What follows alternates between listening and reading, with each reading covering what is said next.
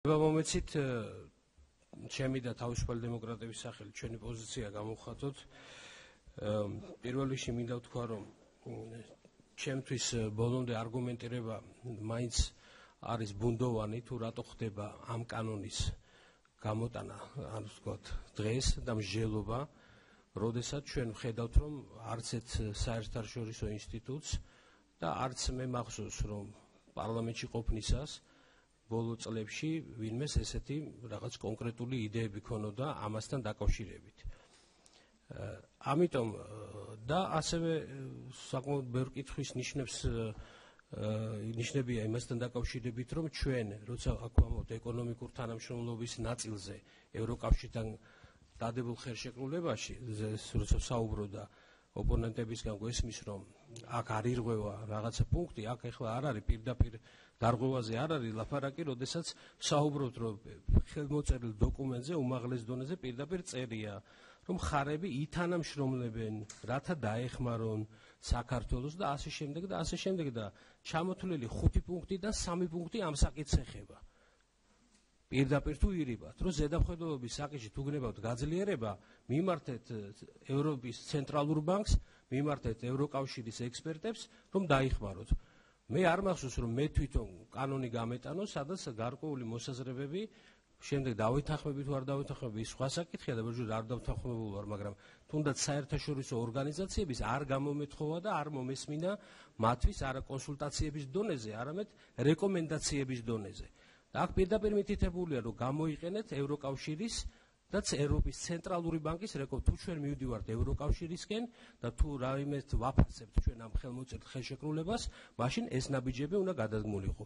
ისე კი არა, რომ თქვენ თვლით, რომ იცით რა, ჩვენ ამით გონია, რომ ჩვენ არ ვარღვევთ ზედამხედველობის საკითხში და ეროვნული ბანკის სიმტკიცეს. მე მგონია, რომ არ ღვევთ. მაგრამ მე მაინტერესებს ახლა ევროკავშირის ექსპერტების, აქ არავინ არ არის ამ პარლამენტში, ჩემი ჩათვლით, ექსპერტი ბანკების ზედამხედველობის საკითხში. და მე მაინტერესებს ამ ხალხის მოსაზრება, ვინც ამაში ექსპერტია. ბატონო დავით, ჩვენ კარგად იცით, იკითხეთ. ხო, არა, მე ვიკითხავ, რა თქმა უნდა და ნაკითხი მაქვს, მაგრამ რატო არ უნდა ახლავდეს ამაზე? რა გვეჩქარება, რომ ეს მოხდარიყო თუნდაც ამ 2-3 კვირის განმავლობაში, აქ არ არის ტომების დაჭერა საჭირო. ამის გარდა ყველა ეს ორგანიზაციები არის კონკრეტული, ვინც ამ საკითხებზე მუშაობს, საერთაშორისო სავალუტო ფონდი, მსოფლიო ბანკი, ევრობანკი, აზიის ბანკი და სხვა ორგანიზაციები. ჩემთვის ცნობილია, რომ გარკვეული წერილი მიეწერა უმაღლეს ხელისუფალს, მე არ ვიცი, პარლამენტის თავმჯდომარეს, პრემიერ-მინისტრს და ასე შემდეგ, რომ პრინციპულად არიან წინააღმდეგი და კონკრეტული საკითხებია მითითებული. ამიტომ ამაზე ამ კითხვებზე პასუხი არ არის. დღეს ჩვენ ეს ვერ მოვისმინეთ. მე მყარათავ ვარ ჩამოყალიბებული, რომ ეს რასაც ეხლა ვიხილავ ჩვენ, თუ გავა, ასე ვთქვათ, დაკანონდება. მე ღრმად ვარ დარწმუნებული, რომ ამ კანონს და ამ ცვლილებას დიდი დრო არ უწერია. შეიძლება 1 წელი, შეიძლება 2 წელი იყოს, 3 წელი, იქნება ეს წვალების წლები, იქნება წლები, როდესაც კიდევ ერთხელ მე ყველა უნდა დავrწმუნდეთ უკვე პრაქტიკაში, რომ ამან არ გაამართლა, მე ჩემ მოსაზრებას ვამბობ და ისე უნდა მოგვიწიოს მე ამის უკან დაბრუნება. ამიტომ ეს მსჯელობა, ეს საკითხი არის, მე უბრალოდ მიკვირს, ამდენი პრობლემა აქვს ქვეყანაში, უამრავი სხვა საკითხები გვაქვს გადასაწყვეტი და რატო ხარჯავთ ჩვენ ესეთ საკითხებზე დრო, რომელიც არც პირველადი, არც მეორადი, არც მესამედი, შეიძლება რაღაცა საერთოდ მე-20-დი, ან საერთოდ არ უნდა დამდგარიყოთ ის რიგში.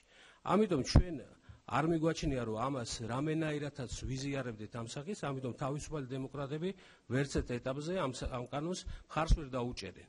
თუმცა შეიძლება ჩვენი კონკრეტული მოსაზრებები რაღაც საკითხებზე რო ვთქვი, გაკეთილშობილებისათვის რაღაც არ გაფუჭდეს, რაღაც მოგაწოდოთ, მაგრამ მხარს ჩვენ ამას ვერ დაუჭერთ. მადლობთ. ეხლა ძალიან გთხოვთ ოპოზიციის გამოსვლის წინომეთქვა შეზღუდვას ჩამეცვლიდან და